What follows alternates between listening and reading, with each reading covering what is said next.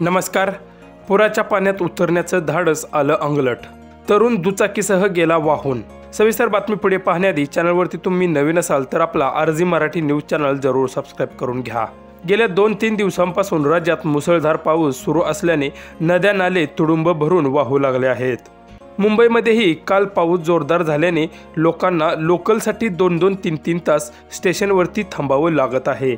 त्याचबरोबर राज्यात अनेक भागांमध्ये पावसामुळे पूरस्थिती निर्माण झाली आहे. धुळे जिल्ह्यातील शिरपूर तालुक्यात 25 सप्टेंबर रोजी मुसळधार पाऊस झाला. त्यावेळी फरशी पुलावरून मोठ्या प्रमाणात पाणी वाहू लागलं.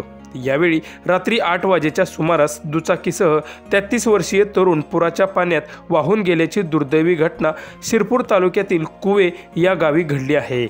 मनोज यशवंत मराठी हा तरुण दूध व्यवसाय करत असून शिरपूर या ठिकाणी दूध घालून आपल्या स्प्लेंडर या दुचाकीवरून आपल्या कुवे या गावी जात होता. तेव्हा त्याला फरशी पूल ओलांडून जावं लागणार होतं. पण तेव्हाच त्यानं दुचाकीसह पूल ओलांडायला सुरुवात केली आणि पुढे तो पुराच्या पाण्यात वाहून गेला.